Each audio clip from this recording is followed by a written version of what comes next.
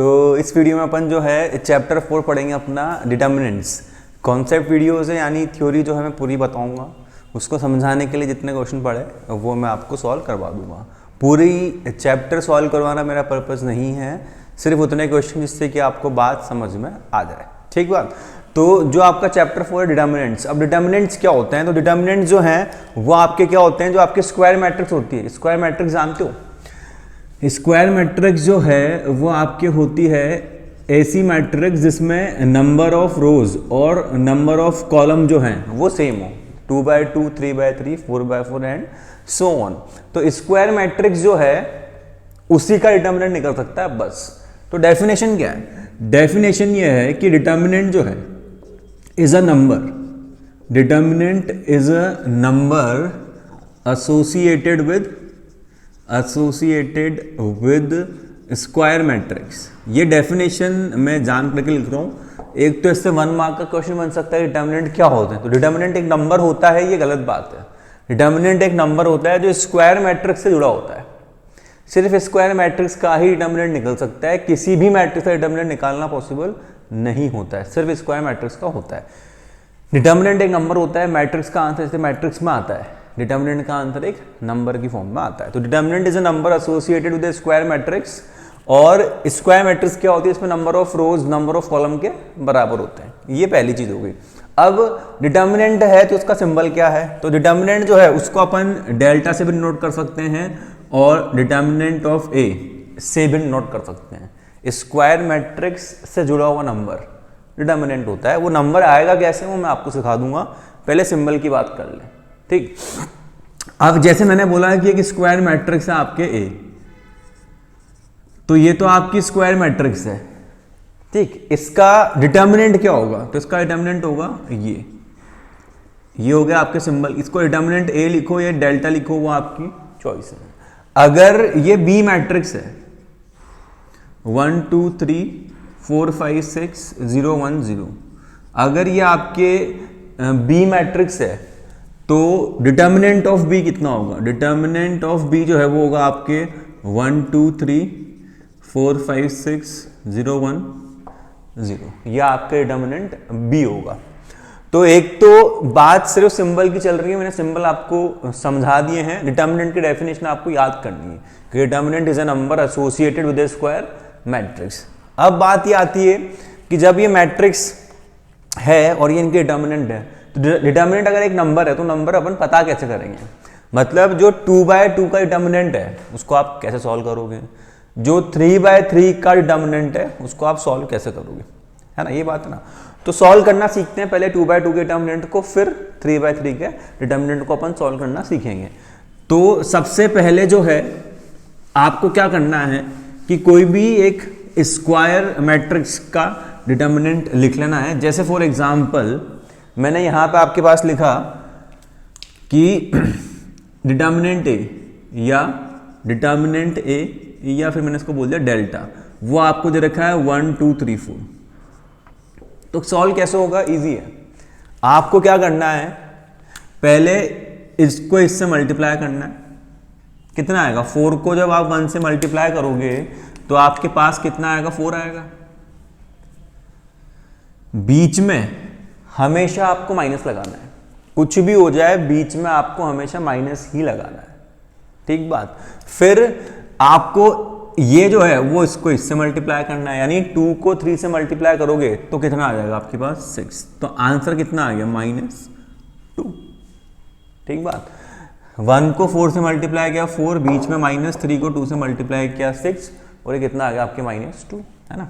ये आपके 2/2 का डिटर्मिनेंट सॉल्व हो गया। यानी अगर जैसे मैं आपको यहाँ पे एक डिटर्मिनेंट दूं 1 -1 और 1, इसको आपको सॉल्व करना है। सेम प्रोसीजर, पहले आप इसको इससे मल्टीप्लाई करो तो कितना आएगा? 1, बीच में हमेशा -1 से मल्टीप्लाई होगा तो कितना आएगा? +1।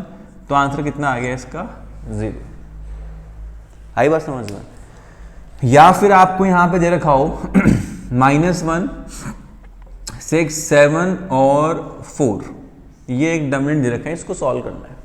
तो वापस से क्या करोगे आप? -1 को 4 से मल्टीप्लाई करोगे, -1 को 4 से मल्टीप्लाई करोगे तो -4 है ना, बीच में हमेशा माइनस, -6 को 7 से मल्टीप्लाई करोगे तो कितना आएगा, -42, तो -4 प्लस का 42 वो कितना हो जाएगा 38, तो ये आपका डिटर्मिनेंट हो गया।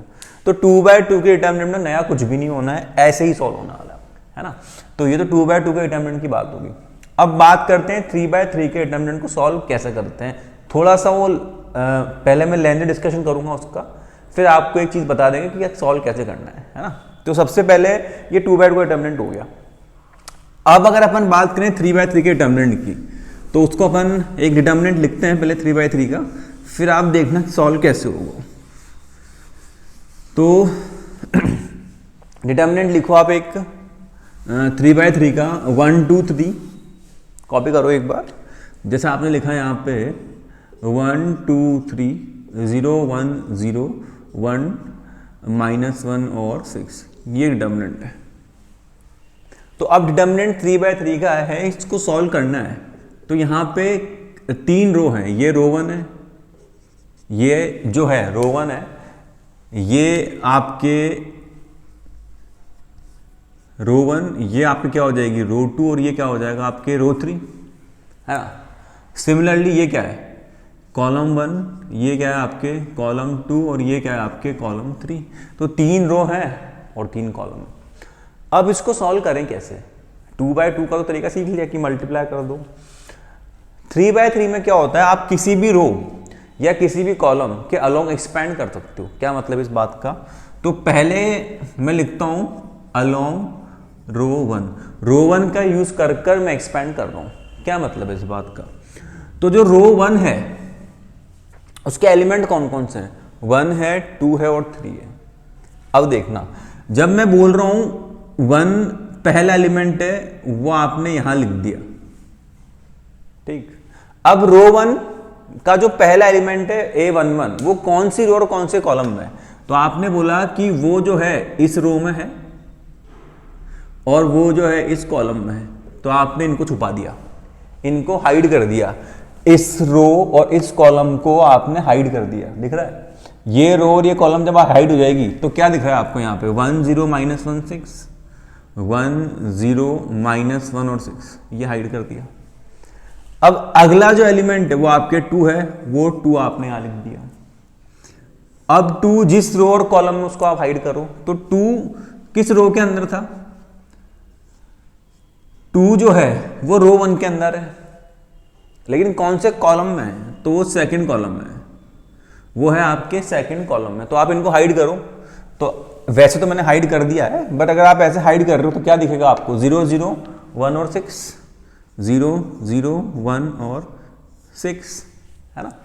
अब जब अगला एलिमेंट आएगा आपके, अगला एलिमेंट कितना आपके पास 3, तो आपने 3 को लिखा।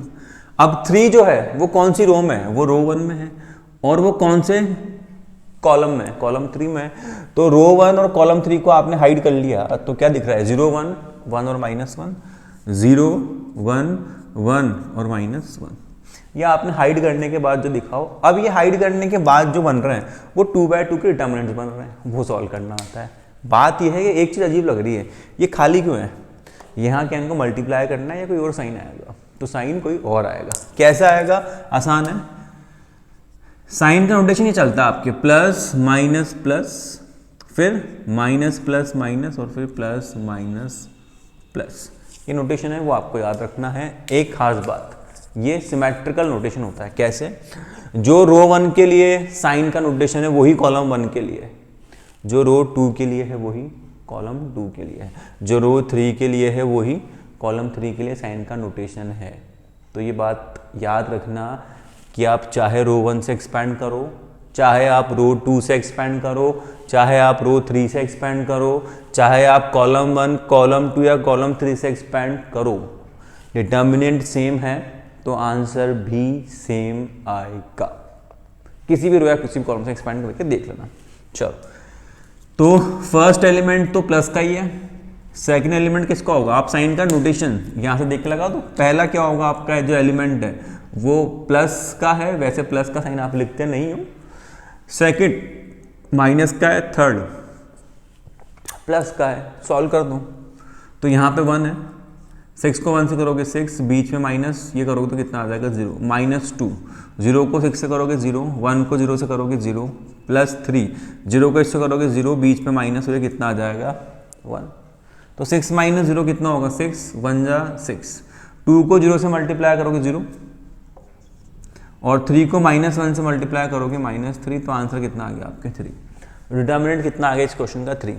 अब आपकी ये इच्छा है कि सर एक काम करें, जब आपने बोला कि किसी भी रो से एक्सपैंड कर लो आंसर सेम आएगा, तो क्या हम रो 2 से एक्सपैंड कर लें?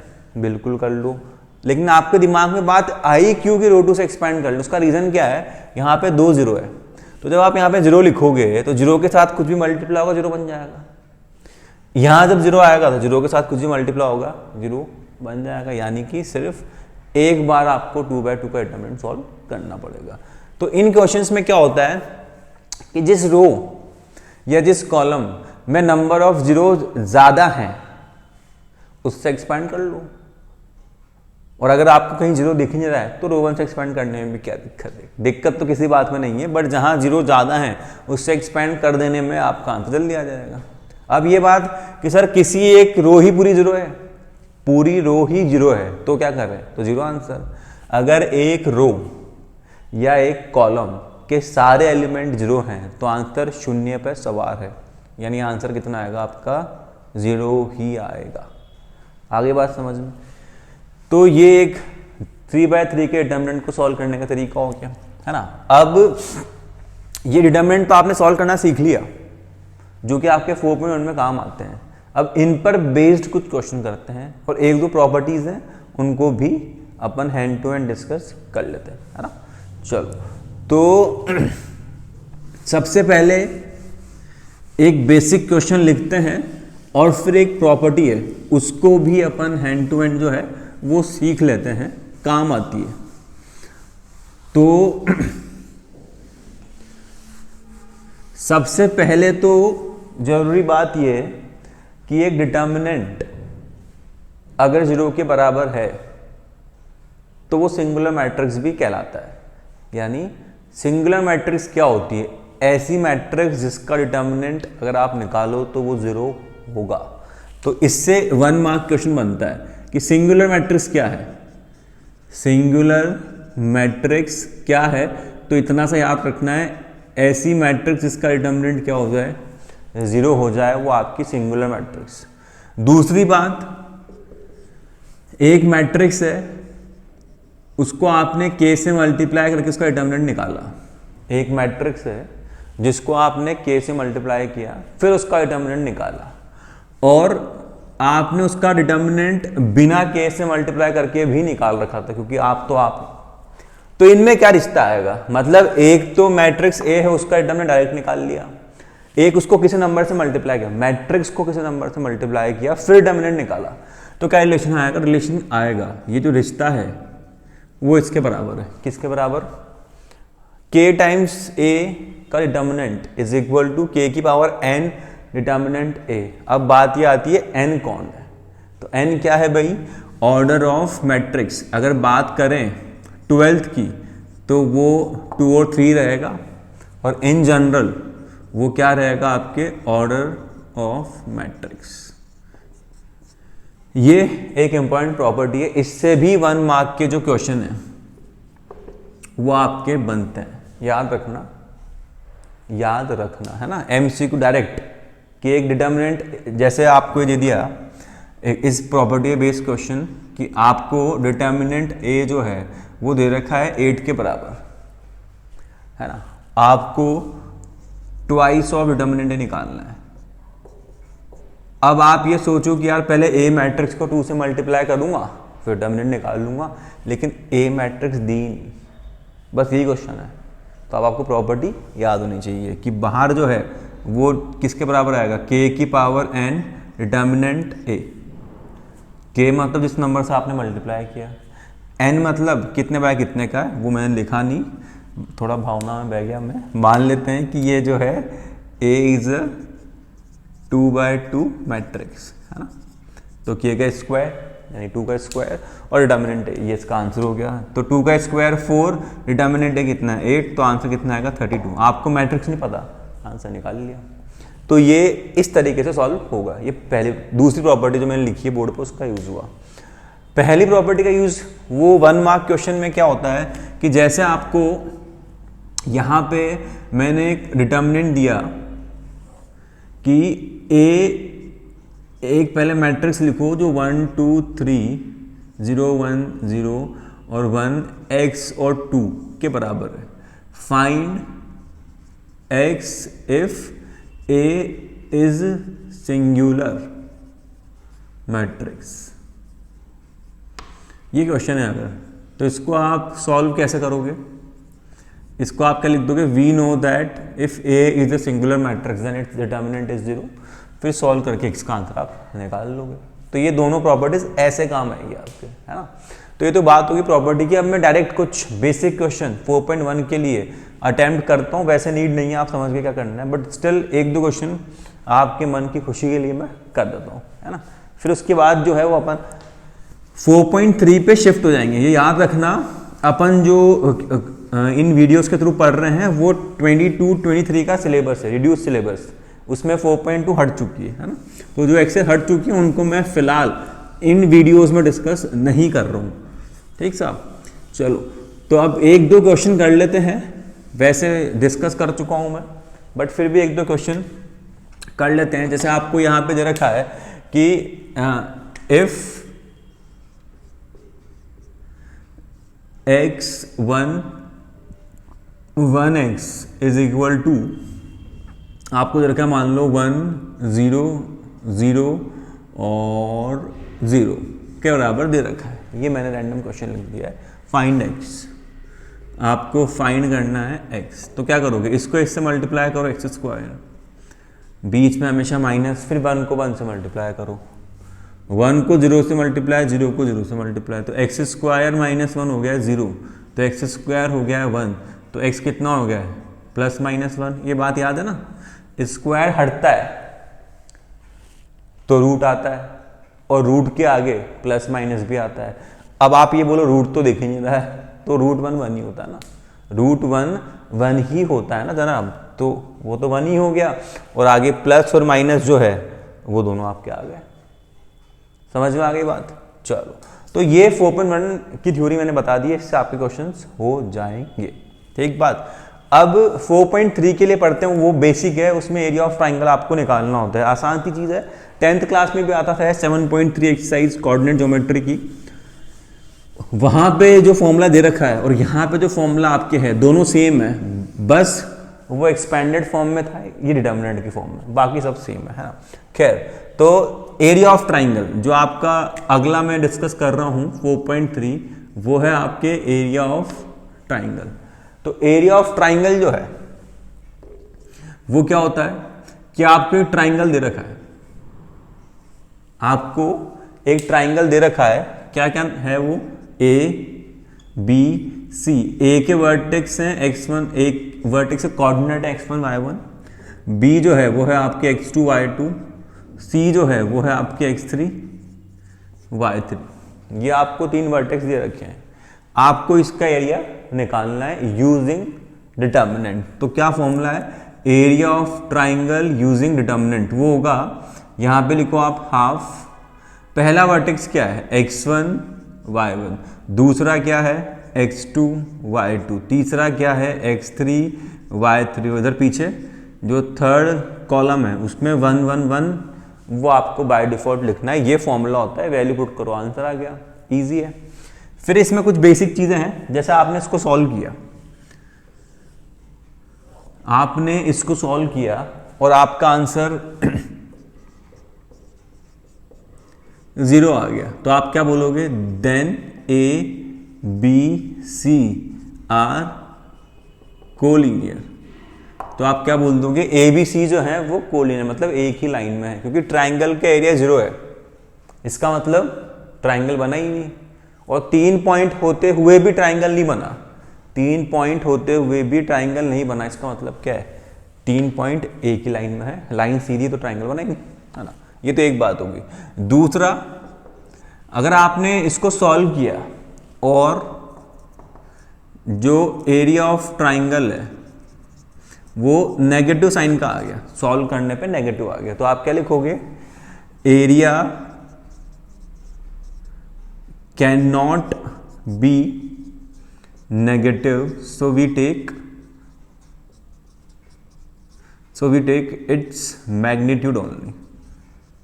मतलब हम सिर्फ जो है -2 अगर आपका आंसर आ रहा है तो +2 स्क्वायर यूनिट ले रहे हैं, साइन को अवॉइड कर देंगे। ये आपकी दूसरी चीज होगी, है ना। तीसरी चीज क्या होती है कि आपको एरिया ऑफ ट्राइंगल क्वेश्चन में गिवन है और कुछ और चीज फाइंड करनी है। मतलब एरिया ऑफ ट्राइंगल दे देगा, एक चीज उसने दे दी तो एक चीज वहां गायब कर देगा, है ना, के निकालो। तो if area of triangle is given, if area of triangle is given, then take positive and negative both sign। मतलब अगर आपसे बोला कि area of triangle 2 square unit है तो के फाइंड करो, तो आप एरिया ऑफ ट्राइंगल को 2 नहीं +-2 लोगे। अब ये बात इस बात से कॉन्ट्राडिक्टरी तो नहीं लग रही है आपको कि आप पहले तो बोलते हो कि माइनस मत लेना, फिर बोल रहे हो कि एरिया, अगर मतलब खुद आंसर निकालो और माइनस आ जाए तो मत लेना, आंसर पहले से दे रखा है तो माइनस भी ले लेना, ये क्या चक्कर है? चक्कर कुछ नहीं है, सॉल्व करने पे आपका आंसर -2 तो आ सकता है ना। तो अगर आपका आंसर -2 आ रहा है तब भी आप उसको +2 लिख रहे हो, जब आपका आंसर +2 आ रहा है तब भी आप उसको +2 लिख रहे हो। तो जो एंड में +2 दिख रहा है वो 2 वजह से आ सकता है, एक तो आपका आंसर सच में +2 आया हो और एक आपका आंसर -2 आया हो बट आपने उसको +2 कर दिया हो। तो मुझे नहीं पता है 2 कहां से आया है, तो इसलिए बेनिफिट ऑफ डाउट, +- दोनों ले लो, याद रहेगा बिल्कुल। अब लास्ट चीज जो है, लास्ट चीज वो है आपकी equation of line, equation of line using determinant, equation of line using determinant. तो कैसे निकलती है कि आपको इक्वेशन ऑफ लाइन निकाल ली ना तो आपको 2 पॉइंट गिवन रहेंगे। जैसे आप 11th क्लास में पढ़ते थे चैप्टर 10 स्ट्रेट लाइन, तो y - y1 = m x - x1 और m निकालने के फिर फॉर्मूले थे अपने पास। तो लेकिन यहाँ पे आपको इस फॉर्मूले का यूज करके आंसर निकालना है। तो अब आपके पास दिक्कत क्या है कि यहाँ पे आपको जो पॉइंट ए है, पॉइंट ए वो है मान लो आपका x1 y1, पॉइंट बी वो है आपका x2 y2। इन दोनों पॉइंट से पास होने वाली लाइन आपको निकालनी है। तो ये इन दोनों पॉइंट से पास होने वाली लाइन होगी और हम 11th में निकालते थे इसको y - y1 = m x - x1। लेकिन आपको क्योंकि इस फॉर्मूले का यूज करना है तो x1 y1 की जगह x1 y1, x2 y2 की जगह x2 y2, x3 y3 जगह पे क्या, x3 y3 के प्लेस पर क्या, तो x3 y3 के प्लेस पर आपको x और y लिखना है। मतलब ऐसा करना है कि ये x1 y1 1, x2 y2 1 और x y1 का डिटर्मिनेंट = 0। अब देखो पहली बात कि आपने यहाँ पे =0 क्यों लिखा, तो =0 लिखने के पीछे सिर्फ एक पर्पस है कि यह एक कॉमन सेंस वाली बात है कि अगर ये कोलिनियर है तो एरिया ऑफ ट्राइंगल 0 होगा और अगर 3 पॉइंट एक लाइन में है तो कोलिनियर ही होंगे। हाफ लिखूं या ना लिखूं चल जाएगा क्योंकि 2 से मल्टीप्लाई होगा जब 0 तो 0 ही बनना उसको, लेकिन स्टिल ताकि आपको फॉर्मूला याद करने में तकलीफ नहीं रहे, आपको एक ही बात याद रखनी पड़ेगी यार यहाँ पे बस x y करना होता है, इधर 0 लिखना होता है। 2 हटा दोगे तो भी ठीक, नहीं हटाओगे तो भी क्रॉस मल्टीप्लाई करके एंड में 0 होना ही उसको, तो घबराना नहीं है, आंसर आपके आ जाएंगे इस तरीके से भी। समझ में आ रही बात में क्या कह रहा हूं? तो ये जो है एरिया ऑफ ट्राइंगल 4.3 के लिए थ्योरी है, इस पे एक एग्जांपल है उसको मैं डिस्कस कर लेता हूं ताकि आपको पता लग जाए कि क्वेश्चन होंगे कैसे, है ना। तो अगला एग्जांपल इसी के लिए करते हैं अपन, 4.3 का एग्जांपल है ना। तो एक बार इसको कॉपी करो फिर अपन जो है वो आगे बढ़ते हैं, है ना। तो जो अपना एग्जांपल 18 है उसको अपन सॉल्व करते हैं एरिया ऑफ ट्राइंगल के फॉर्मूले से जो अपन ने अभी लिखा है। पहले क्वेश्चन रीड करो, find the equation of line joining A and be using determinants. पहले यहीं तक का क्वेश्चन पढ़ो, यहां से लेके यहां तक का क्वेश्चन को ही पहले सॉल्व करना है, इक्वेशन ऑफ लाइन निकालनी डिटर्मिनेंट का यूज करके। तो मैंने बताया था क्या इक्वेशन ऑफ लाइन निकालने का फॉर्मूला है, क्या बताया था मैंने, half x1 y1 1 x2 y2 1 और x y 1 और इक्वल में क्या आ जाएगा आपके 0। तो ये आ गया आपके हाफ। x1 कितना है 1 3 1, ये कितना है 0 0 1 और लास्ट में x y 1 और इक्वल में क्या आ जाएगा 0। हाफ तो 0 से मल्टीप्लाई हो गया। अब आपको इसको एक्सपेंड करना है, तो मैं रो 2 का यूज करके एक्सपेंड कर रहा हूं क्योंकि उसमें 2 0 मुझे पहले से दिख रहे हैं। रो 2 के लिए साइन का नोटेशन याद है ना, क्या था, माइनस प्लस और माइनस। एक्सपेंड करो, एक्सपेंड करो तो क्या होगा, ये तो माइनस 0 प्लस 0 और माइनस 1, तो माइनस 1 जिस रो और जिस कॉलम में है उसको मैंने हाइड कर दिया, तो मुझे क्या दिख रहा है आप 1 3 x y और इक्वल में 0। तो इनका तो कोई सेंस है नहीं। यहाँ बचा -1, y होगा 1 से मल्टीप्लाई होगा 3 होगा x से मल्टीप्लाई और यहाँ पर कितना आ जाएगा 0। तो आप -1 को डिवाइड में भेज दो तो बचेगा कि आपके पास y इक्वल 3x। तो ये आ गई आपके इक्वेशन ऑफ लाइन। दूसरी बात ये है, इसके बाद डी जो है k, 0 है, k निकालना है। अगर आपको अब दूसरा पार्ट यहां से लेके यहां तक कि ABD एक ट्राइंगल है, उसका एरिया आपको पहले से क्या दे रखा है 3 स्क्वायर यूनिट दे रखा है ABD का एरिया। तो A जो है वो है 1,3, B जो है 0,0, D जो है वो k, 0 ये आपको दे रखा है। ABD का एरिया 3 दे रखा है, लेकिन जब आप एरिया ऑफ ट्राइंगल का फॉर्मूला लिखते हो तो क्या होता है, half x1 y1 1 x2 y2 1 x3 y3 1। जब आपको एरिया ऑफ ट्राइंगल पहले से गिवन होता है तो take positive and negative both sign +- 3। Half x1 कितना है भाई 1, y1 कितना है 3 और 1, फिर ये कितना हो जाएगा 0 0 1 और ये k 0 1। 2 जब इधर 3 से मल्टीप्लाई होगा 6 और आगे प्लस माइनस दोनों चलते रहेंगे। वापस मैं रो 2 से एक्सपैंड करूंगा तो माइनस का 0 प्लस का 0 माइनस का 1। जब आप हाइड करोगे मतलब ये इस रो और इस कॉलम को आपने हाइड कर लिया, तो क्या दिख रहा है आपको 1 3 k और 0। इसको सॉल्व करना है आपको, सॉल्व करो 1 3 k और 0, ये दिख रहा है आपको भी, है ना। तो इधर कितना आ जाएगा आपके पास +- 6, ये तो गए। ये एक तो -1 है, एक 1 को 0 से मल्टीप्लाई करोगे 0, 3 को k से मल्टीप्लाई करोगे 3k, तो ये +- 6 और ये कितना हो जाएगा 3k। अब यहां से 2 सिचुएशन हो सकती है, एक आप जो लोगे प्लस का साइन तो k आ जाएगा 2,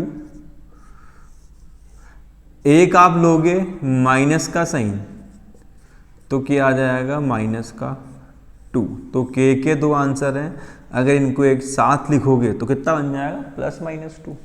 तो ये आपका एग्जाम्पल 18 और एरिया ऑफ ट्राइंगल पे एक क्वेश्चन। बाकी जो भी क्वेश्चन है वो इसी फॉर्मूले का यूज करके उन्हें अगर कोलिनियर प्रूफ करना है तो 0 आंसर आ जाएगा। कोलिनियर दे रखा है इक्वल टू 0 के बराबर लिख दो, बाकी कोई धमाकेदार क्वेश्चन इसमें है नहीं। तो ये 4.3 के लिए थ्योरी थी। 4.4 के लिए अपन थ्योरी पढ़ते हैं, वो किस चीज़ के लिए है 4.4 की थ्योरी, माइनर क्या होते हैं, कोफैक्टर क्या होते हैं, वो सीखना जरूरी है क्योंकि वो 4.5 में आपको इन्वर्स निकालते वक्त काम आएंगे और इन्वर्स आपको 4.6 में एक्स और वाई के आंसर निकालते वक्त काम में आएगा। तो सब जुड़े हुए हैं। सबसे पहले 4.4 माइनर और कोफैक्टर है। चलो तो इसको हटा देते हैं एक बार, तब तक आप हेडिंग डाल लो माइनर एंड कोफैक्टर, ठीक। फिर उसको अपन सॉल्व करते हैं एक बार, है ना। तो हेडिंग डाल लो आप माइनर एंड कोफैक्टर। चलो तो माइनर जो है उसका सिंबल वो क्या होगा, कैपिटल MIJ, और जो आपके कोफैक्टर है उसका सिंबल क्या होगा, कैपिटल AI और J। मतलब कहानी है कुछ इस तरह कि अगर आपको माइनर जो है उसके सिंबल की बात करें MIJ, कोफैक्टर है उसके सिंबल की बात करें AIJ। अब बात यह है कि ये है कौन। तो सबसे पहले ये IJ का क्या सीन है। जैसे मैं अगर आपसे बोलूं पहला एक 3x3 की मैं मैट्रिक्स लिखवाता हूं आपको ना, A11 A12 A13 A21 A22 A23 A31 A32 A33, ये मैंने आपसे एक मैट्रिक्स लिखवा ली। हाँ, तो अगर आप एलिमेंट की बात कर रहे हो तो उसके लिए सिंबल होता है AIJ। अगर आप माइनर की बात करते हो तो सिंबल होता है MIJ, और अगर आप कोफैक्टर की बात कर रहे हो तो सिंबल होता है आपके AIJ। जो A11 है, अब सुनना ध्यान से, जो A11 है उसका माइनर क्या होगा, M11, और जो A11 है उसका कोफैक्टर कितना होगा, कैपिटल A11। Common sense. अगर एलिमेंट A12 तो माइनर M12 और कोफैक्टर कैपिटल A12। अगर एलिमेंट A13 तो माइनर M13 और cofactor capital A13 and so on. ठीक, अब माइनर और कोफैक्टर, थोड़ी सी थ्योरी ध्यान से सुनना, थ्योरी ध्यान से सुनना है ना, मेन चीज वो है। सॉल्व आप कर लोगे लेकिन थ्योरी तो याद हो पहले। एक रिलेशन है AIJ और MIJ, मतलब माइनर और कोफैक्टर के अंदर एक रिलेशन है ये वाला, AIJ इक्वल -1 की power I plus J MIJ।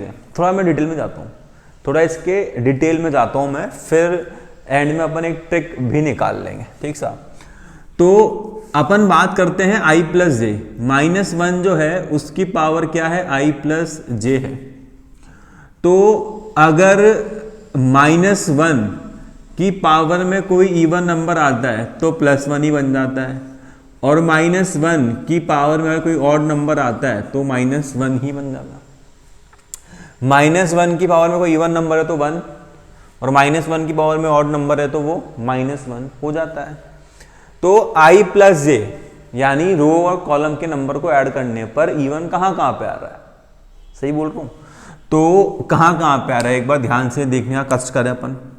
तो यहाँ पे 1 + 1 2 होगा, यहाँ पर 2 + 2 4 होगा, यहाँ पर 3 + 3 6 होगा, यहाँ पर 1 + 3 4 होगा, और यहाँ पर 3 + 1 4 होगा।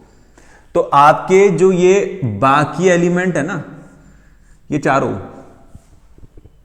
यहाँ माइनस होगा। तो क्या कहानी निकल के आई कि आपके जो A11 A13 A21 A23 A31 A33, यानी अब जो मैं कह रहा हूं वो मैथमेटिकली गलत है, बट आपको रटने के लिए बता रहा हूं कि जो आपके डायगोनल हैं, जो आपके डायगोनल हैं, डायगोनल सिर्फ यही होता है, ये डायगोनल नहीं होता है, बट समझाने के लिए बोल रहा हूं। जैसे होता ना अपने रेक्टेंगल, तो उसके दोनों डायगोनल, इस तरह से समझो, मैट्रिक्स में सिर्फ यही डायगोनल होता है। तो डायगोनल पर जो भी एलिमेंट हैं उनके लिए माइनर और कोफैक्टर के साइन सेम होंगे। डायगोनल पर जो भी एलिमेंट हैं उनके लिए माइनर और कोफैक्टर के साइन सेम रहेंगे, कोई चेंज नहीं होगा। अगर माइनर -2 तो कोफैक्टर भी -2, माइनर +4 कोफैक्टर भी +4, कब, डायगोनल के लिए। लेकिन जो आपके दूसरे एलिमेंट है, कौन कौन से एलिमेंट है, ये वाला, ये वाला, ये वाला और ये वाला, इन चारों पर साइन बदलेंगे। अगर माइनर -2 है तो कोफैक्टर +2, अगर माइनर +4 है तो कोफैक्टर -4 होगा। तो एंड में कहानी क्या निकल के आई कि आपको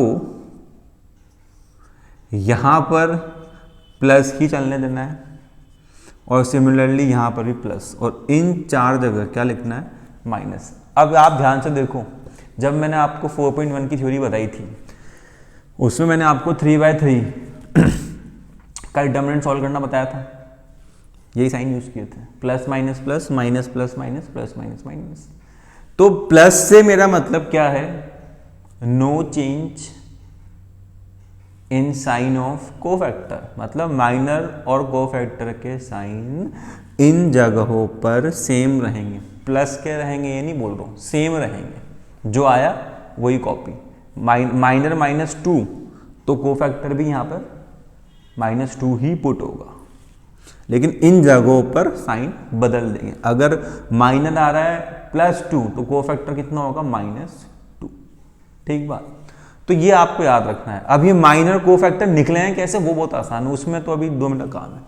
और इस बात का इतना डिस्कशन क्यों हो रहा है, मैं क्यों बोल रहा हूँ कि ये साइन आपको याद रखने हैं, क्योंकि 4.5 जब आप इन्वर्स निकालना सीखोगे, क्योंकि अब 3.4 तो हट गई, तो इन्वर्स निकालने का एक ही मेथड बचा है जो आपके सिलेबस में 12th में 4.5 में ही है, उसमें ये चीज़ काम आएगी, है ना। इसलिए मैं आपको इतनी देर से इस बात का डिटेल डिस्कशन कर रहा हूँ, वरना मैं डायरेक्ट यहाँ पे पहुँचा देता आपको कि यार ये साइन रहेगा, इन 6 एलिमेंट का साइन सेम, जो आया वही कॉपी, और यहाँ चारों जगह पे साइन चेंज हो जाएंगे। बट आपको थ्योरी अच्छे याद होनी चाहिए, कॉन्सेप्ट थ्योरी से बिल्ड होते हैं, क्वेश्चन जितना करोगे उतनी प्रैक्टिस होगी, उतना आपका फ्लो बनेगा, तो थ्योरी आपके पास अच्छी होनी चाहिए, है ना। तो ये एक चीज़ हो गई। अब इसका यूज़ क्या है, इसका यूज़ कैसे है, तो उसके लिए क्वेश्चन के थ्रू अपन इनको निकालना सीखते हैं, ठीक है ना। पहले माइनर निकालेंगे, फिर जहाँ पे साइन चेंज होना होगा वहाँ साइन चेंज करके कोफैक्टर निकाल लेंगे, ठीक। तो देखना, माइनर निकालता हूँ पहले मैं, M11 क्या होगा, एक होगा आपके M12, एक होगा आपके M13, है ना, एक होगा आपके M21, एक होगा आपके M22, एक होगा आपके M23, एक होगा M31, एक होगा M32, एक होगा M33, है ना।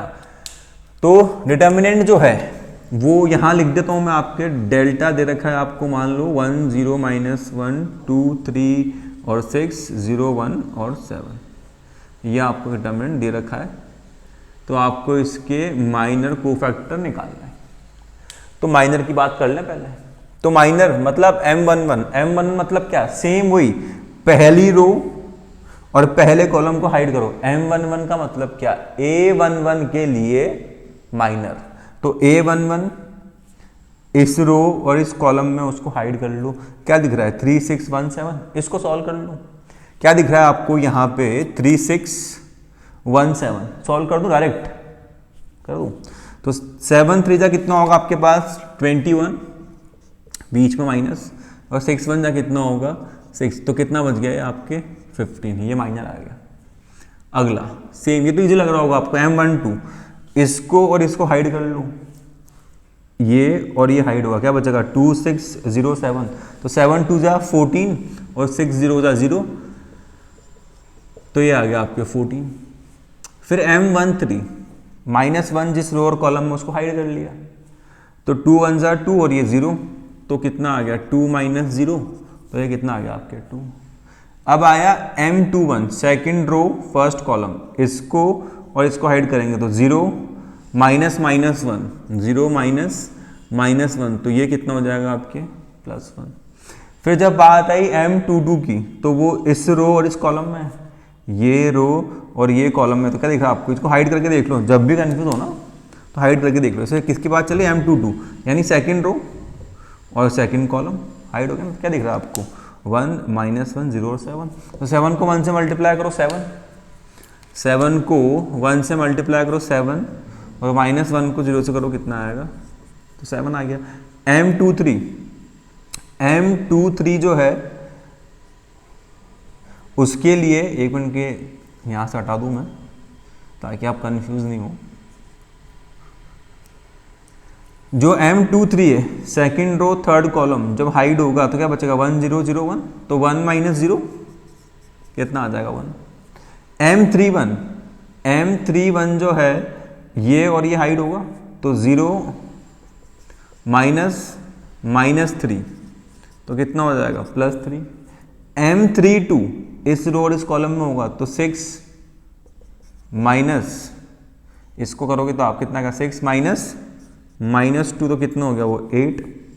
और जब इसकी बात करोगे तो 3 - 0 तो कितना हो जाएगा आपके 3। ये आपके माइनर निकल गए। को फैक्टर कैसे निकलेंगे, आसान है। कहाँ कहाँ पे साइन चेंज होगा, यहाँ तो इनको अगर आप ऐड कर रहे हो, अगर आप 1 और 1 को ऐड कर रहे हो, इवन नंबर है, साइन सेम रहेगा, तो यही आपका क्या हो गया A11। इनको ऐड कर रहे हो, ऑड नंबर आ रहा है, साइन बदलेगा, तो जो A12 है वो माइनस का 14। इनको ऐड कर रहे हो, इनको अगर ऐड कर रहे हो इवन नंबर, तो यही आपका क्या हो जाएगा कोफैक्टर। इनको अगर ऐड करोगे ऑड नंबर तो साइन बदलेगा ना, तो कितना हो जाएगा -1। इनको ऐड कर रहे हो +4 तो साइन सेम रहेगा। इनको ऐड कर रहे हो ऑड नंबर तो A23 वो -1 हो जाएगा। इनको ऐड कर रहे हो 4 तो ये कितना है आपके +3 तो ये भी कितना हो जाएगा +3। इनको ऐड कर रहे हो 5 ऑड है तो ये कितना हो जाएगा -8। इनको ऐड कर रहे हो 6 तो ये दोनों क्या हो जाएंगे आपके सेम हो जाएंगे। तो इस तरह से आपके माइनर और कोफैक्टर निकल गए। यही आपको करना होता है किसके अंदर 4.4 के अंदर, सिर्फ माइनर और कोफैक्टर आपको निकालना हो सिखाया होता है। समझे बात को। तो अब जो 4.4 है वो तो इतनी ही है। एक चीज आपको याद रखनी है कि कोई एलिमेंट, कोई किस साइड, उधर लिख देता हूँ, बीच में आ जाता हूँ, है ना, इधर लिख देता हूँ कि कोई एलिमेंट है A11 वो मल्टीप्लाई हुआ उसके कोफैक्टर से, फिर A12 मल्टीप्लाई हुआ उसके कोफैक्टर से, और A13 मल्टीप्लाई हुआ उसके कोफैक्टर से। सॉल्व करने पे डेल्टा बन जाता है। एक रो के जो एलिमेंट हैं अगर वो उस ही रो के कोफैक्टर से मल्टीप्लाई होते हैं, कॉरस्पॉन्डिंग कोफैक्टर से, तो डेल्टा बन जाता है। और इसके अलावा कुछ करोगे तो शून्य मिल जाता है ना। तो ये आपका 4.4 के लिए थ्योरी हो गई। इसका यूज अब हम कहाँ करने वाले इन्वर्स निकालने में, तो अब हम शुरू करते हैं 4.5 के लिए थ्योरी। तो एक बार इसको हटाते हैं, स्क्रीनशॉट ले लो, फिर अपन जो है इसको हटाकर आगे बढ़ेंगे, है ना।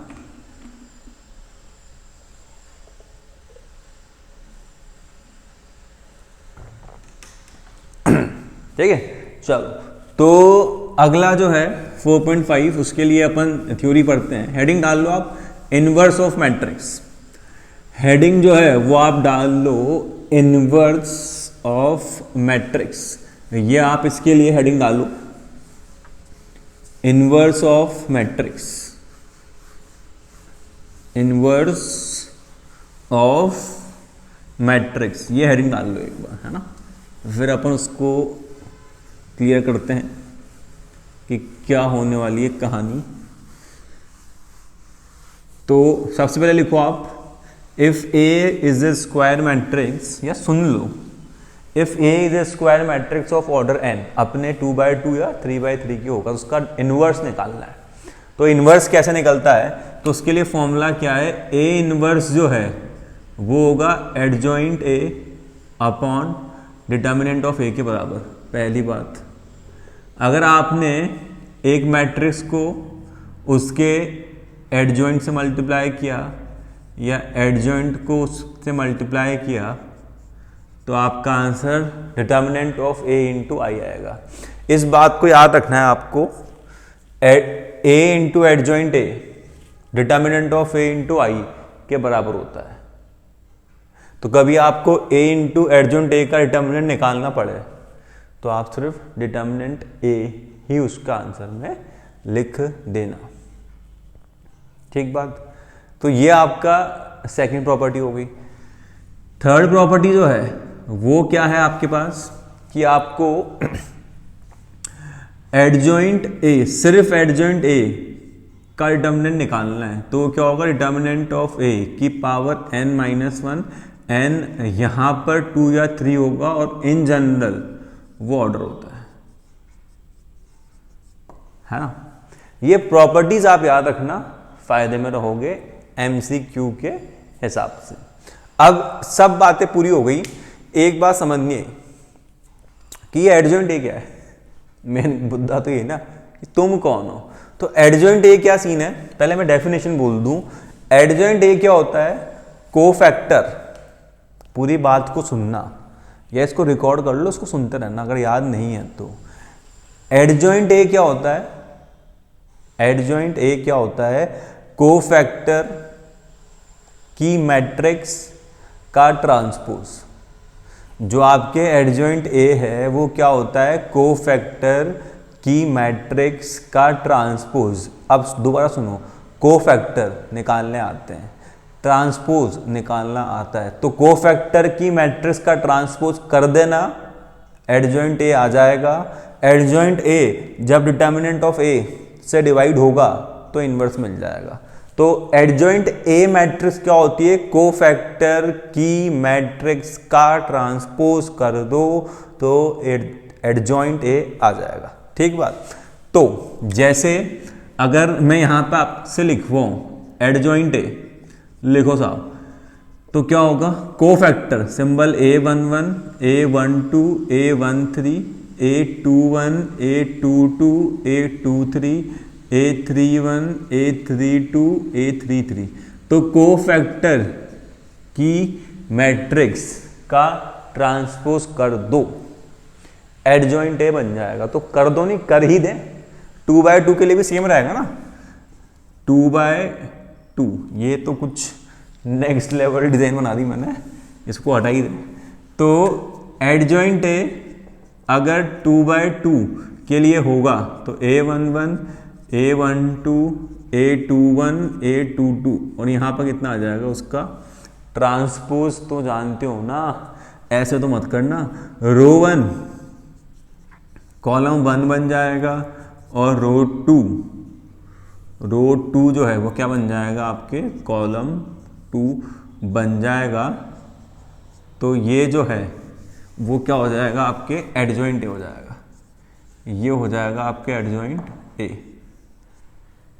समझे। ऐसे यहाँ पे भी रो 1 कॉलम 1 लिख दूँ, तुम क्या मानोगे नहीं। तो ये रो 1 जो है कॉलम 1 बन गया, रो 2 जो है वो कॉलम 2 बन गया, रो 3 जो है वो कॉलम 3 बन गया। तो ये आपका आंसर आ गया, ये एडजॉइंट ए हो गया। डिटर्मिनेंट है आपको 4.1 की थ्योरी बताया था, डिवाइड कर दो, आंसर आ गया। तो एक बार आप क्वेश्चंस कर लें और एक 2/2 की ट्रिक भी सीख लेंगे कि डायरेक्ट एडजॉइंट ए कैसे निकलेगा। लेकिन पहले प्रॉपर चीज़, फिर बाद में ट्रिक पाएंगे। ठीक है साहब। ये मैं फिर क्लियर कर दूं कि ये कॉन्सेप्ट वीडियोस हैं, इनसे मेरा इंटेंशन सिर्फ आपको एक शानदार थ्योरी बता देना है जिसको आप रिवाइज कर पाओ। क्वेश्चंस सारे करवाना मेरा इंटेंशन नहीं है, वो तो बहुत से लोग करवा देंगे आपको और उनके लिए हम आपके पास ऑफलाइन भी हैं ही, है ना। लेकिन थ्योरी जो है कई बार क्लास में बोलने के बाद वो दोबारा इस तरह से नहीं बोली जाती है, तो वो आप सुन पाओ बार बार, उसके लिए ये सब हो रहा है ना। चलो तो अब कुछ क्वेश्चन अटेम्प्ट करते हैं जिनमें अपन इनवर्स निकालना सीखते हैं। ठीक है।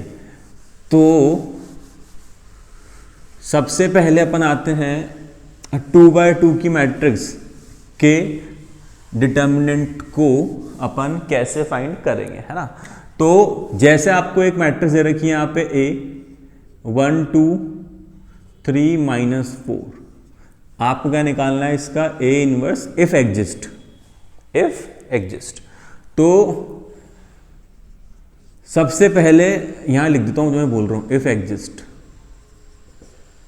सबसे पहले आपको क्या लिखना है कि वी नो दैट, हम और आप क्या जानते हैं, क्या जानते हैं भाई, अपन बहुत कुछ जानते हैं, अपन है ज्ञानी। तो एडजॉइंट है अपॉन डिटर्मिनेंट ए करने पे आपके आएगा ए इनवर्स। अब डिटर्मिनेंट ऑफ ए निकालो, डिटर्मिनेंट ऑफ ए निकालो, कितना आएगा, 1 को -4 से मल्टीप्लाई करो -4, बीच में हमेशा माइनस, 3 को 2 से मल्टीप्लाई करो 6। तो डिटर्मिनेंट ऑफ ए कितना आ गया, डिटर्मिनेंट ऑफ ए कितना आ गया -10। एक बात तो ये होगी। तो इफ एग्जिस्ट का मतलब क्या, डिटर्मिनेंट अगर जीरो है तो anything upon zero is not defined, तो not exist, does not exist. तो बस इसका तो ये मतलब था, जस्टिफाई कर देखिए आपका जो डिटर्मिनेंट ऑफ ए है क्योंकि वो जीरो के बराबर नहीं है तो आपका इनवर्स एग्जिस्ट करेगा, है ना। अब एडजॉइंट ए कैसे निकालते हैं, तो एडजॉइंट ए जो है उसकी थ्योरी जो है वो मैंने बताई आपको, कोफैक्टर की मैट्रिक्स का ट्रांसपोज। तो देखना सबसे पहले A11 वो क्या होगा, अच्छा A11 निकालूं डायरेक्ट या पहले आपके माइनर निकालूं फिर जो है आपके ये कोफैक्टर निकालूं, पहले माइनर निकालूं, ठीक है, जो तुम कहो, आपका हुक्म, सिर आंखों पर। तो M1, अरे सिर आंखों से मारकर नीचे कैसे गिर गया तो जो आपके M11 है वो क्या होगा, इसको हाइड कर लो, -4 इजी है, तो M12 इसको हाइड कर लो तो कितना आएगा 3, M21 इसको हाइड कर लो तो 2, और M22 -4 को हाइड करो तो कितना आएगा 1।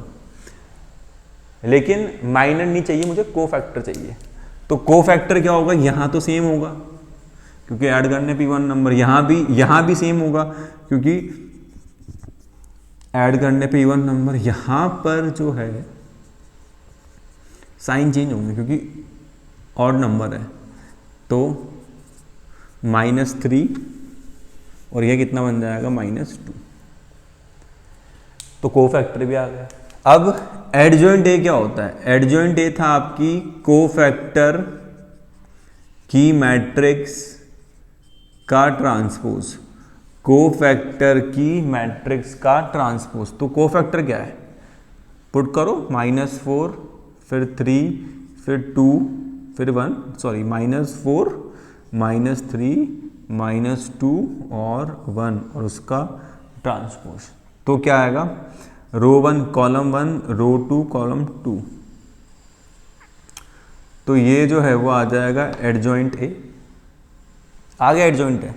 तो एक चीज मैं जान करके साथ लिख दूं अगर तुम इजाजत दो तो, कि आपकी मैट्रिक्स ए जो है वो क्या थी, मैट्रिक्स ए जो है वो क्या थी आपकी 1 2 3 -4, और एडजॉइंट ए जो है वो कितनी है आपके पास, -4 -2 -3 1।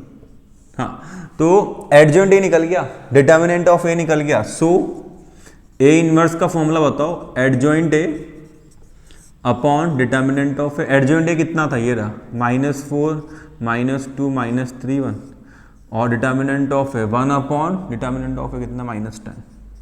अब इसको अंदर भेजना है नहीं भेजना वो आपकी इच्छा, ये आपका आंसर हो गया।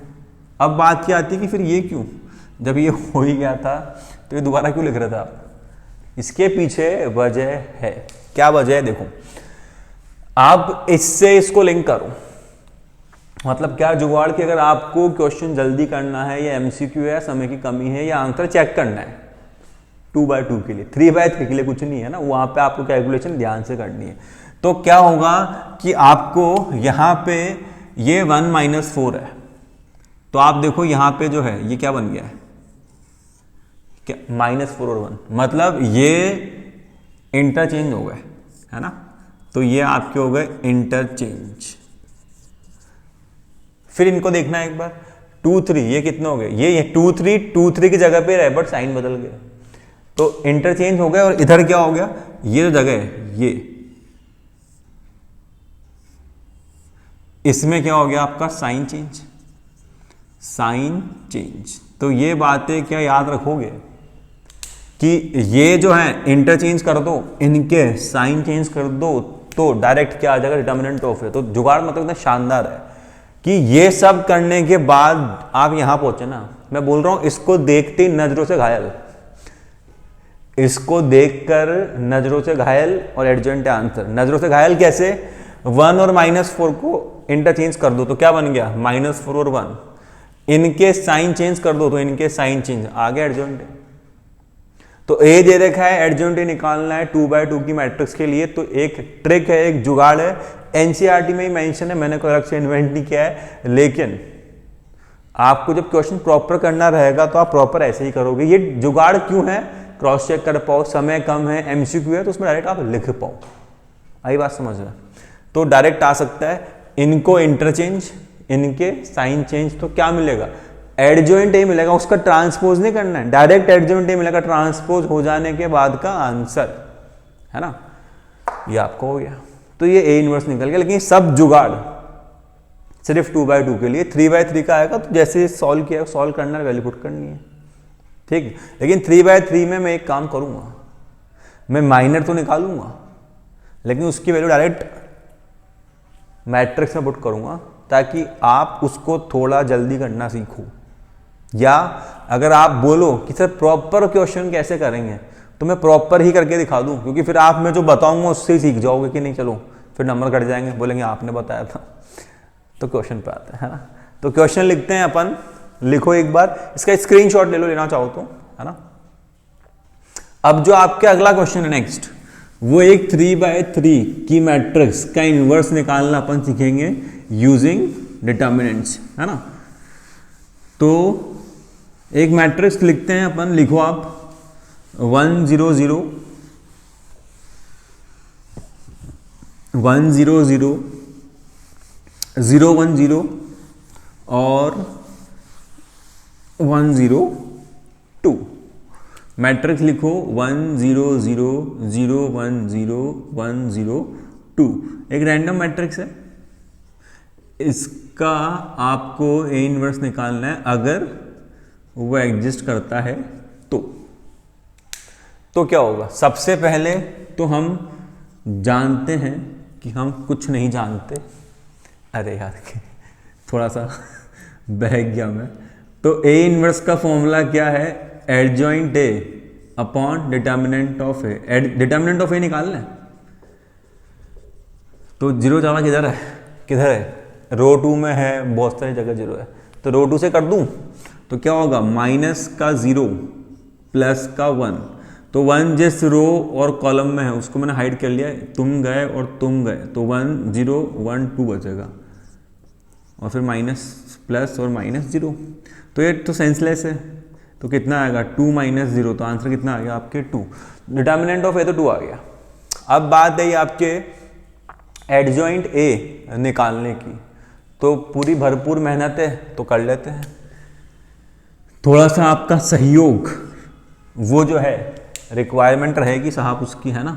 तो M11 और A11 बराबर होंगे, मैं एक साथ नहीं लिखूंगा फिर तुम लोग कंफ्यूज हो जाओगे।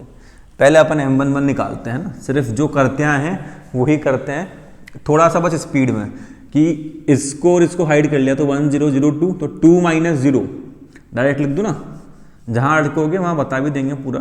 तो 2 - 0 कितना हो गया 2, ठीक। फिर आप निकालो M12, तो इस 0 को हाइड कर लूँ, 0 0, तो ये कितना आएगा 0 - 0, तो ये 0 ही हो गया, है ना, 0 - 0 तो 0। अब आप क्या आया M13, तो वो 0 को हाइड करो, तो 0 - 1, तो कितना हो जाएगा -1। फिर आप क्या आया M21, इसको और इसको हाइड किया, तो 0 - 0, वो कितना हो जाएगा 0। फिर आएगा M22, तो इसको हाइड किया, तो 2 - 0, तो हो जाएगा 2। फिर M23, तो इसको हाइड किया, तो 0 - 0 0। M31, इसको हाइड किया, तो 0 - 0 0। M32, इसको और इसको हाइड किया, इसको, तो 0 - 0, अरे काफ़ी 0 हो गया। और M33, इसको हाइड किया, तो 1 - 0, तो 1।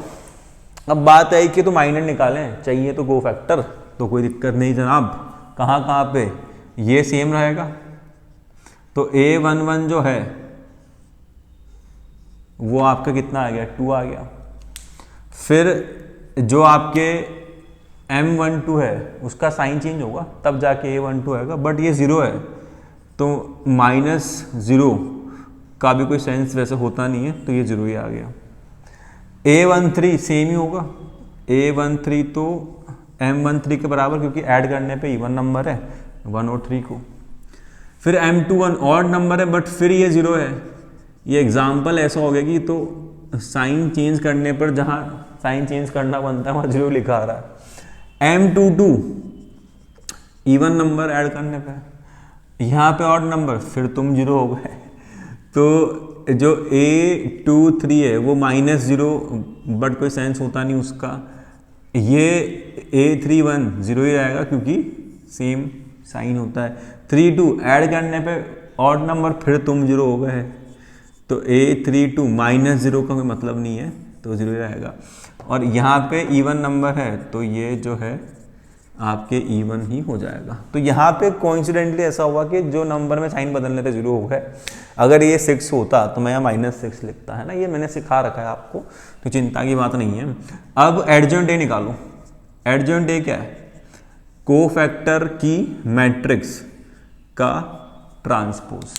तो कोफैक्टर क्या है भाई आपके पास? एक तो 2 0 -1, फिर 0 2 0 और फिर 0 0 और 1। तो इसका ट्रांसपोज करें तो कितना आएगा? 2 0 -1 0 2 0 0 0 और 1। ये आपका क्या आ जाएगा? एडजॉइंट ए आ गया। ट्रांसपोज करना ना भूलें।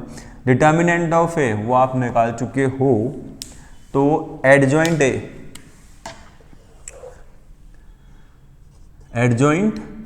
ए अपॉन डिटर्मिनेंट ऑफ ए किया तो क्या आ जाएगा? A inverse adjoint A. Adjoint A किधर है? ये रहा 2 0 0 0 2 0 -1 0 1। ये एडजॉइंट है। ये डिवाइड होगा डिटर्मिनेंट ए वो की नहीं, जो कि आपके 2 है तो 1/2, क्योंकि नीचे लिखा है ना। तो 2 यहाँ लिखो या इंटू 1/2 लिखो, बात तो एक ही ना। तो ये आपके इनवर्स निकल गया। तो इस तरह से आप इस फॉर्मूले का यूज करके किसी मैट्रिक्स का इनवर्स निकालते हो। और इनवर्स से मेरा मतलब क्या है कि अगर आपने ए को ए इनवर्स से मल्टीप्लाई किया तो आई आएगा, या तो 2/2 अगर वो 2/2 है, 3/3 अगर वो 3/3 की आइडेंटिटी मैट्रिक्स आपके आंसर में मिल जाएगी। तो फ्रेम में आ जाओ एक बार पूरा। तो 4.5 में एडजॉइंट ए डिटर्मिनेंट ए का यूज करके ए इनवर्स निकालते हैं। क्वेश्चन मैंने कर दिए हैं। क्वेश्चन 4.5 में बहुत सारे हैं। शुरू के जो आपके 2 क्वेश्चन है उसमें प्रॉपर्टीज़ को वेरीफाई करना है। पहले क्वेश्चन में सिर्फ माइनर कोफैक्टर और प्रॉपर्टी को वेरीफाई करना है, शुरू के 2 क्वेश्चन में। उसके बाद जो हैं आपको जो क्वेश्चन दे रखे हैं उनमें ए इनवर्स निकालना है। उसमें कुछ 2/2 की मैट्रिक्स है, कुछ 3/3 की मैट्रिक्स है। उसके बाद आपको वेरिफिकेशन करना है कि A³ माइनस ये 6A² + 5A - 7I = 0 है। पहले वेरीफाई करो, फिर उसका यूज करके ए इनवर्स निकालो। वो एक क्वेश्चन में डिस्कस करूंगा। हेंस फाइंड ए इनवर्स या यूजिंग द इक्वेशन फाइंड ए, वो मैं एक क्वेश्चन कर दूंगा। और उसके बाद जो है 2 आपके MCQs हैं, है ना। तो एक एग्जाम्पल है आपके लास्ट, उसको मैं सॉल्व करता हूँ क्योंकि उसका यूज कर मुझे आपको एक चीज सिखानी है, जो कि क्या है कि बिना इस फॉर्मूले का यूज करके आपको इनवर्स निकालना है, बट उसके लिए इक्वेशन दी रहेगी। तो पूरा सॉल्व करते हैं क्वेश्चन आपका एग्जाम्पल एक, उसको डिस्कस करते हैं, एग्जाम्पल नंबर, है ना। तो एक बार इसका स्क्रीनशॉट लो, फिर अपन जो है आगे बढ़ते हैं, है ना। हुआ। तो अगला जो आपके मैं एग्जाम्पल डिस्कस करने की बात कर रहा हूं वो है आपके 4.5 का लास्ट एग्जाम्पल जो 26 नंबर पे। उसको मैं एक बार लिखता हूं। पहले अपन इसको हटाएं। आप जब तक 26 वाला एग्जाम्पल निकालूं, एग्जाम्पल में रीड कर रहा हूं, काम की बात मैं बोर्ड पे लिख दूंगा, पूरा एग्जाम्पल बोर्ड पे नहीं लिखूंगा, है ना। जो मेन मुद्दा है वो मैं जरूर आपके लिए यहाँ पे लिख दूंगा, ठीक साहब।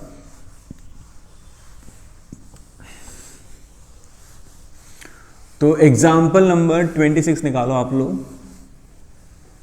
निकाल लिया? चलो उसको रीड करना शुरू करो, फटाफट उसको रीड करना शुरू करो।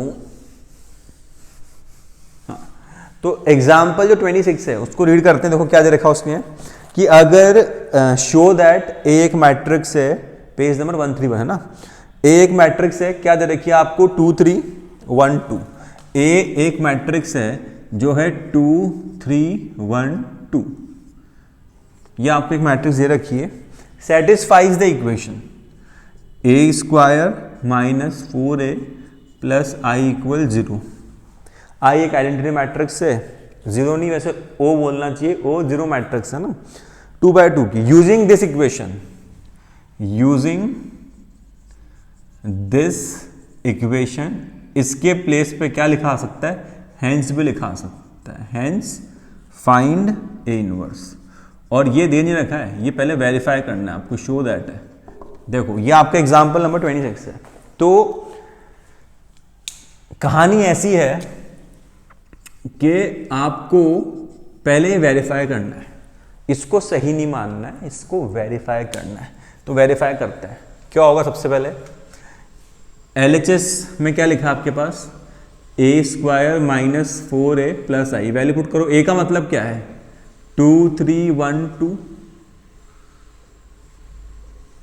दूसरे वाले ए का मतलब कितना है, 2 3 1 2, ये ए स्क्वायर माइनस 4, ए का मतलब कितना है, ए का मतलब है 2 3 1 2, आई का मतलब कितना है 1 0 0 1।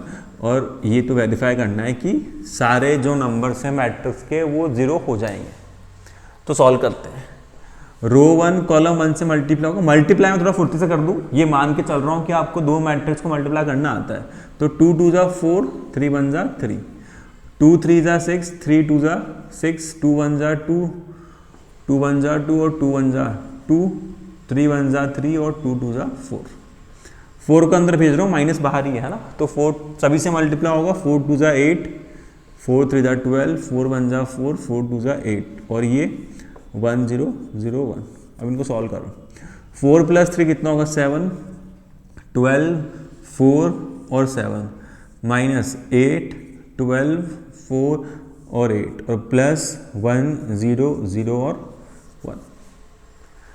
अब 7 माइनस 8 -1 और +1, मार कर बड़े गिरते हैं मेरे हाथ से यार। एक दिक्कत ये भी है, वीडियो बहुत सुबह बना रहा हूँ मैं 8 बजे आके, इसलिए वैसा हो सकता है। तो 7 माइनस 8 कितना होगा, -1 और +1 वो कितना होगा 0, 12 minus 12 0 plus 0 0, 4 minus 4 0 plus 0 0, 7 minus 8 -1 +1 0। तो एक 0 मैट्रिक्स आ गई, ये तो वेरीफाई हो गया।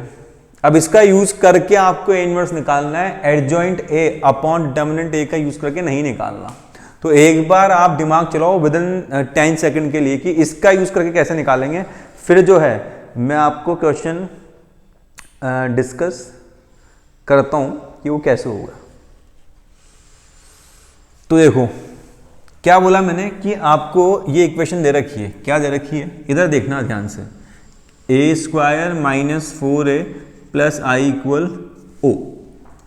तो आई जो है उसको आप नंबर की तरह ट्रीट करो, जो मैं बोल रहा हूं ना वो मैथमेटिकली जब बोलते हैं वो गलत है, लेकिन मुझे आपको सिखाना है कि आप एग्जाम में कैसे फटाफट कर लोगे इसको। तो उसको कॉन्सेप्चुअली पढ़ोगे ना, कॉन्सेप्चुअली जाओगे आप, तो आपको ये टेक्निकली गलत टर्म बोल रहा हूँ कि आप इसको इधर भेज दो, वो माइनस आई दोनों साइड करना पड़ता है, बट वो चीज़ इरिटेटिंग लगेगी आपको, वो इरिटेटिंग लगेगा, वो समझ में भी नहीं आएगा और लगेगा कि ज़रूरत क्या है। इसलिए जो मैं टर्म बोल रहा हूँ उन टर्म्स को, उन लाइन्स को हो सकता है मैथमेटिकली वो इनकरेक्ट हो, बट आप क्वेश्चन जल्दी कर पाओगे। तो जैसे अपने जो नॉर्मल मैथ्स होती है उसमें 1 होता है, तो मैट्रिक्स का 1 वो आई होता है। ये बोलने की बात है, दिल पे मत लेना, है ना। तो कांस्टेंट को जैसे शिफ्ट करते हो ना, वैसे आप इस आई को शिफ्ट कर दो। मैं फिर बोल रहा हूँ, ये जो मैं बोल रहा हूँ कि आई को शिफ्ट कर दो, ये ऐसे नहीं होता है। आप इधर माइनस आई और इधर माइनस आई लिखते हो, है ना, फिर वो माइनस आई यहाँ बचता है और इधर से गायब हो जाता है। ठीक, मैं वैसे भी कर दूंगा, तुम्हारी खुशी के लिए मैं कर दूंगा, बट अभी आम इंसान के लिए निकालना क्या है, ए इनवर्स। कहीं दिख रहा है, नहीं दिख रहा, तो दोनों साइड ए इनवर्स से मल्टीप्लाई करो, मतलब ए स्क्वायर भी ए इनवर्स से मल्टीप्लाई, 4a भी ए इनवर्स से मल्टीप्लाई और माइनस आई भी ए इनवर्स से मल्टीप्लाई। अब ए स्क्वायर को ए इनवर्स से मल्टीप्लाई करोगे तो कितना आएगा ए। अब जो बोल रहा हूं वो मैथमेटिकली गलत बोल रहा हूं, मैथमेटिकली गलत है कि बेस सेम मल्टीप्लाई का साइन पावर ऐड कर दो, ऐसा होता नहीं है, नंबर थोड़ी मैट्रिक्स है भाई। लेकिन बात क्योंकि बैठ जा रही है और आपको एग्जाम में इसी अप्रोच से करना है, क्योंकि वहां पे लिखा कैसे उसके थोड़ी नंबर है, जो लिखा है वो सही लिखा है, क्या सोच के लिखा उसका मतलब नहीं है ना।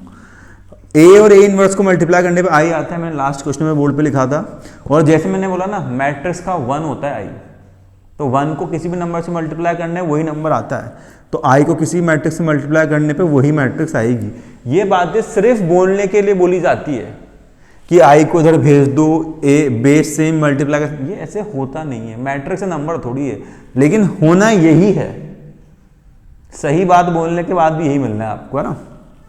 तो ए माइनस को तो शिफ्ट कर दो तो 4i आ गया और ए पीछे ये आपका क्या आ गया ए इनवर्स। तो अब वैल्यू पुट कर दो, 4i का मतलब क्या है 4 टाइम्स 1001 और a जो है उसका मतलब कितना है 2 3 1 और 2, तो 4 बन जा 4 0 0 4 बन जा 4 और यहाँ पर आ जाएगा 2 3 1 और 2, 4 माइनस 2 0 माइनस 3 0 माइनस 1 और 4 माइनस 2। आंसर आ गया आपके इनवर्स का। ठीक बात। अब बात ये है कि आप जो बोल रहे थे ना कि यदि मैथमेटिकली इनकरेक्ट, बट आपका आंसर वही आ जाएगा। तो करेक्ट कैसे लिखते हैं बता देता हूं मैं। अब आपको ऐसे लिखना है वैसे लिखना है वो आपकी इच्छा। मैंने जो शब्द, जो टर्म्स, जो वर्ड, जो लाइन यहाँ पे यूज की है उसका इंटेंशन सिर्फ ये बताना था कि आप इसको जल्दी एग्जाम में लिख पाओ, आपको ये चीज अनोइंग नहीं लगे। उस प्रोसेस में जो भी आपको बोला जाता है वो सिर्फ समझाने के लिए है, उसका मैथमेटिकली वो इनकरेक्ट हो सकता है कि जो मैंने बोला, लेकिन आंसर आपका सही होगा उससे, है ना। तो अब मैथमेटिकली करेक्ट बात क्या है, जैसे ए square minus 4a plus I equal 0। आप चाहते हो आई इधर जाए तो वो ऐसे नहीं जाएगा, क्या करूं, दोनों साइड जो है क्या करना है आपको, दोनों साइड जो है आपको मैट्रिक्स को माइनस करना है। ठीक बात। उसके बाद ये ए स्क्वायर है, ये 4a है, आई माइनस आई, एक 2/2 की आइडेंटिटी मैट्रिक्स से एक 2/2 की आइडेंटिटी मैट्रिक्स माइनस होगी तो क्या आएगी, जीरो मैट्रिक्स। तो मैं यहाँ पे जीरो मैट्रिक्स लिख रहा हूँ। जीरो मैट्रिक्स में से आई मैट्रिक्स माइनस होगी तो आई के सारे एलिमेंट नेगेटिव हो जाएंगे, -1 0 0 -1 तो माइनस आई हो गया वो। ठीक। अब किसी भी मैट्रिक्स में अगर आप ओ मैट्रिक्स को ऐड कर रहे हो तो वही मैट्रिक्स आएगी। सही बोल रहा हूँ ना। ओ मतलब एक जीरो मैट्रिक्स है, सारे एलिमेंट जीरो है, उसको आप दूसरी मैट्रिक्स में ऐड करो तो क्या फर्क पड़ जाएगा, सेम मैट्रिक्स आ जाएगी। अब ए स्क्वायर को आप क्या लिख सकते हो, a इंटू ए, ये 4 है और ये माइनस आई। अब आपको a इनवर्स चाहिए था तो आपने जब दोनों साइड a इनवर्स से मल्टीप्लाई किया तो इधर भी a इनवर्स आ गया, इधर भी a इनवर्स आ गया और इधर भी a इनवर्स आ गया। अब we know that a into a inverse वो i होता है यहाँ पे, हाँ, और ये 4a इंटू a इनवर्स ये i होगा। और ये किसी भी मैट्रिक्स को अगर आप आइडेंटिटी मैट्रिक्स से मल्टीप्लाई कर रहे हो, फ्रेम से बाहर निकल गया हूँ ना मैं, है ना। किसी भी मैट्रिक्स को अगर आप आइडेंटिटी मैट्रिक्स से मल्टीप्लाई कर रहे हो, किसी भी मैट्रिक्स को अगर आप आइडेंटिटी मैट्रिक्स से मल्टीप्लाई कर रहे हो तो वही मैट्रिक्स आएगी। अब आप माइनस को नीचे भेज दो और a को i से मल्टीप्लाई करने पे a ही आएगा, प्रॉपर्टी है। ये माइनस आपने इधर भेजा और ये a इनवर्स आ गया। तो ये एक बार फ्रेम में आ जाता हूँ मैं, है ना, क्योंकि मुझे इस साइड की बात करनी है। तो ये जो डेटा लिखा है और ये जो है वो सेम ही है, माइनस को अंदर भेज देना। बट इसमें मैंने मैथमेटिकली जो होना चाहिए वो बात बोली, इसमें मैंने जो बोला वो आपको एल्जेब्रा वाले टर्म्स बोली। मतलब मैंने मैट्रिक्स को एल्जेब्रा मतलब कांस्टेंट या वेरिएबल की तरह ट्रीट करके बोला, और यहाँ पे मैंने मैट्रिक्स को मैट्रिक्स की तरह ट्रीट करके बोला। पहुँचना आपको एंड में वहीं पे, लेकिन क्योंकि मैं बोल रहा हूँ हर चीज़ रिकॉर्ड हो रही है तो मुझे सही बात भी बोलनी पड़ रही है। आप जब लिखोगे तो वो तो सिर्फ लिखना है, पहुँचना आपको यहीं पर है। तो दोनों में से आप कुछ भी करो, कोई दिक्कत नहीं है। और सॉल्व तो मैं कर चुका हूँ, आगे बात समझ में, है ना। तो ये आपका एक सही क्वेश्चन था। इसके लेंथी क्वेश्चन भी एक्सरसाइज में आपको दे रखे हैं। अब तो पूरा फ्रेम में सीधा खड़ा होता हूँ मैं, है ना। तो कॉपी कर लेना, और डाउट आए, ऑफलाइन पढ़ रहे हो तो पूछ ही लेना है, ऑनलाइन पढ़ रहे हो तो मैंने आपको बता रखा है कि सोक्रेटिक मैथ्स ऐप को डाउनलोड करो, व्हाट्सएप के आइकन पर क्लिक करो, फिर मेरे तक पहुंच जाओगे, या फिर कमेंट कर दो, मैं पढ़ लूँगा। आगे बात समझ में। लास्ट एक्सरसाइज जो है आपकी है 4.6, वो भी अपन कर लेते हैं। और मिसलिनियस में कुछ बचा नहीं, क्योंकि 4.2 के अधिकतर क्वेश्चन उसमें लिख रखे हैं, 3-4 क्वेश्चन बचे हैं, है ना। तो वो जो है उनमें कुछ 1-2 मुझे प्रॉपर्टीज बतानी, वो मैं आपको बता दूंगा, बट मिसलिनियस एज सच खत्म हो गई। उसका एक लास्ट क्वेश्चन वो जरूर करेंगे अपन, लास्ट 19 नंबर में क्वेश्चन नहीं, डिटर्मिनेंट ए की रेंज कहाँ से कहाँ तक होगी वो करेंगे। फिलहाल 4.6 की थ्योरी बताया तो आसान सी है, और उस पर एक क्वेश्चन भी सॉल्व कर लेते हैं। तो इसको एक बार लिखो, है ना, फिर अपन आगे बढ़ते हैं। चलो हाँ, तो अब जो आपकी 4.6 है उसके अंदर क्या करना है, आपको इक्वेशंस दी होती है 2 या 3, मतलब 2 इक्वेशन 2 वेरिएबल, 3 इक्वेशन 3 वेरिएबल, उसको सॉल्व करना है। तो उसके लिए आपको एक सिंपल सा फॉर्मूला दे रखा है, उसको आपको रट लेना है और आपके आंसर आ जाएंगे। उस पर एक बेसिक क्वेश्चन में सॉल्व कर दूंगा ताकि आपको पता लग जाए कि सॉल्व होना कैसे है ना। और उस पे, उस थ्योरी पे बेस्ड जो इंपॉर्टेंट क्वेश्चन है वो मैं आपको बता दूंगा कि इस पे ये 2 क्वेश्चन को जरूर कर ही लेना, है ना। तो थ्योरी क्या है, थ्योरी तो ये है कि अगर आपको एक इक्वेशन दे रखी है x + y = 14 और x - y = 2 और आपको फाइंड करना है x, y, तो आपको ये लग रहा होगा कि ये क्वेश्चन तो 10th क्लास में हमने एलिमिनेशन से कर रखा है, अभी क्यों बता रहे हो। तो फाइंड x, y के बाद एक शब्द का मैं प्रयोग और कर लूँ, यूजिंग, बिल्कुल सही, मैट्रिक्स मेथड या यूजिंग डिटर्मिनेंट। सिंपल, ज़्यादा घुमाओ नहीं तो यूजिंग डिटर्मिनेंट। अब तो 10th में नहीं पढ़ा ना। तो यहाँ पे मेथड क्या है, एक फॉर्मूला दिया उन्होंने कि x = A 1 B। x क्या है, a क्या है, b क्या है, वही तो मुद्दा है। तो x क्या है, एक कॉलम मैट्रिक्स है जिसमें जो वेरिएबल है वो आपको लिखने हैं, रो 2 है बट कॉलम एक ही है, ऐसे ही लिखना है। अगर z होता तो z भी नीचे आ जाता, है ना। फिर आपके a जो है वो क्या है, कोफिशिएंट की मैट्रिक्स। पहली इक्वेशन में कोफिशिएंट ऑफ x क्या है, मतलब x के साथ क्या लिखा है, कुछ नहीं लिखा तो 1, y के साथ क्या लिखा है, कुछ नहीं लिखा तो 1, x के साथ 1 और y के साथ -1। तो a क्या है, कोफिशिएंट की मैट्रिक्स। आई बात समझ में। और लास्ट में आया b, तो जो ये b है ना, ये क्या है, आपके जो कांस्टेंट है वो कितने हैं, 14 और 2, उनकी मैट्रिक्स। एक चीज याद रखना कि मान लो ये इक्वेशन ऐसे लिखी होती, तो मैं आपसे क्या बोलता, पहले 14 को शिफ्ट करो। मैं क्या बोलता, पहले 14 को शिफ्ट करो। तो आप इसको इधर भेजते तो इक्वेशन क्या बनती, x + y = 14। तो आपको ये याद रखना है कांस्टेंट इक्वल के इधर ही होंगे, मतलब RHS में, और बाकी जो टर्म्स हैं वो सब कहाँ पे होगी, LHS में। जो x, y और z यानी जो वेरिएबल हैं वो सब LHS में, बीच में इक्वल, और कांस्टेंट सब RHS में, तब जाके b सही बनेगा, है ना। तो अब फॉर्मूला यूज कर लो, वी नो दैट, हम जानते हैं कि, क्या जानते हैं हम, कि x जो है वो A 1 B होता है। x कितना है भाई साहब, x है आपके x और y, a कितना है आपके पास 1 1 1 -1, ये इनवर्स, और b कितना है 14 और 2।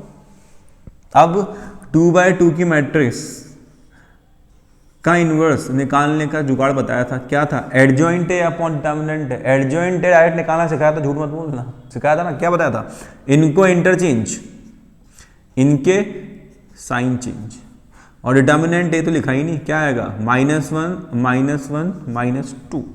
इंटरचेंज साइन चेंज करने से एडजॉइंट ए डायरेक्ट, और 1 अपॉन डिटर्मिनेंट है तो -1 -1। उम्मीद है कि आप समझ गए होंगे। तो ये -1/2 रो 1 कॉलम 1 से, तो -14 -2 -16 -14 +12 +2 -14 +2 तो -12। अंदर भेज दो, डिवाइड कर दो, -16 अपॉन -2 8, -12 अपॉन -2 तो 6।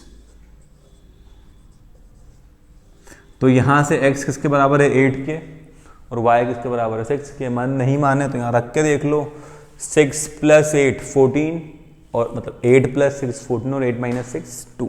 ये आपका आंसर, मतलब कंपेयर कर लिया है ना, कंपेयर कर लिया, x को 8 और y को 6 से कंपेयर कर लिया। अब ये तो बेसिक क्वेश्चन हो गया। 3/3 का आएगा तो यहाँ पे z आ जाएगा, तो यहाँ पे x y z, ये जो मैट्रिक्स है वो 3/3 की बन जाएगी और यहाँ पे एक नंबर और आ जाएगा। फिर इन्वर्स निकालना थोड़ा लेंदी हो जाएगा, बट आंसर फिर भी आ जाएंगे, कैलकुलेशन का ध्यान रखना।